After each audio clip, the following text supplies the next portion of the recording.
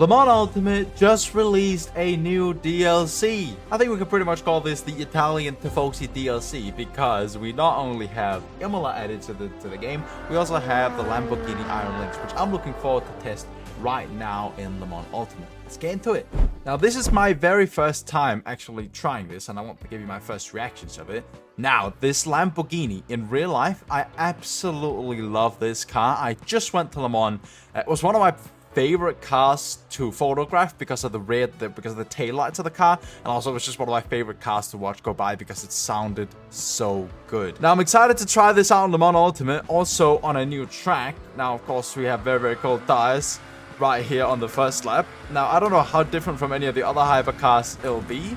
I just got into C license, so I just really started driving the hypercars and getting into them. Now, of course, the good thing that we figured out in Le Mans Ultimate, at least in the most recent Overtake GG video I did, comparing Le Mans with Kevin Estra's lap and iRacing and Le Mans Ultimate, was that Le Mans Ultimate had actually done a super good job on Le Mans.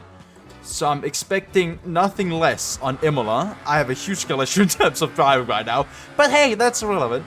I'm just expecting that this is a super religious driving experience. Of course, I can't tell you because I haven't tried driving this in real life. Oh, that's a save, I guess. Now, of course, I can't tell you what it's like driving this thing in real life because I have not driven it. In fact, you know, just if it wasn't clear, I am not a Lamborghini factory driver, unfortunately. However, I can tell you my first impressions in a couple laps. I just want to get some laps in and really feel the car before I give my first impressions. In the meantime, I'll put some pictures up of this car I took at Le Mans, actually. It looks super good.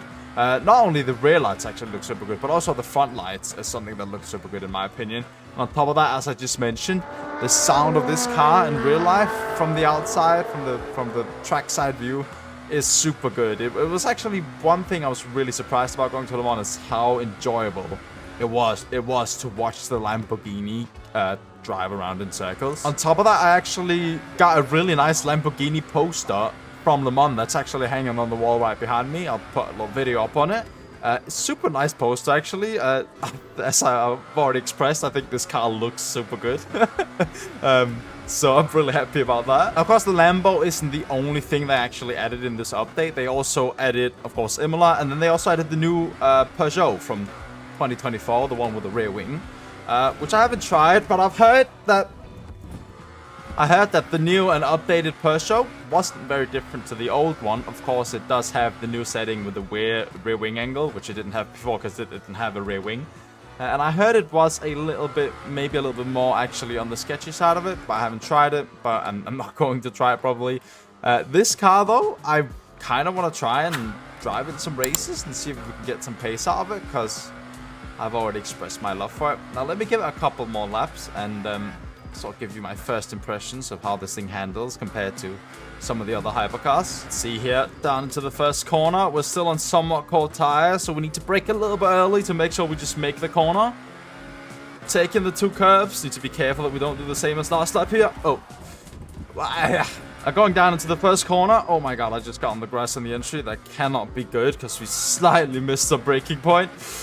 Still somehow on positive delta. Want to be sure we don't get too much on the curb here on the exit and bin it like we previously did. Now down to a very similar corner actually. Another high-speed sort of chicane. Now this is just start of Imola. The curves are so much different than what they are in iRacing, which is where of course used to drive in this track, but that's also an older scan than this newer one with the new Italian curves stuff.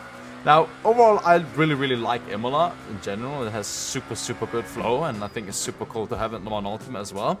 As for the Lamborghini, it feels a little bit like, especially on the braking, sometimes the rear, if you brake a little bit too much, really feel like it wants to go. Of course, that can be adjusted with the brake bias.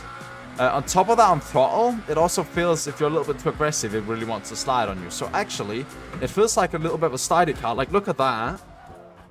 A little bit too hard on the brakes, and I just spin around on the braking. So it's actually, it feels like a pretty hard car to like push this one properly, or I'm just really bad at driving. Give this corner another go. Try and avoid braking too hard so we don't spin it up. You can see the rear still got a little bit loose from me actually there, over these curves as well. Absolutely sending it, but getting a little bit loose. Actually losing a little bit of time on the exit of that corner. As I said, this car is not the easiest LMDH to drive. That's one thing, that's for sure. Slightly missed the braking point there and run a little bit deep, which is, of course, not great for the lap time.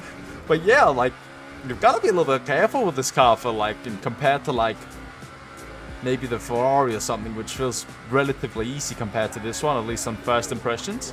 Of course, there's also setup building and stuff like that needs to be done. But first initial impressions is that this one feels a little bit sketchier, maybe a slight bit more challenging to drive. I'm actually finding this really, really fun to drive, but also once again think that's just because Imola is just such a good track, and I've been driving the iRacing version, which does not have the new scan with the new curbs and stuff, and I'm actually really, really enjoying it.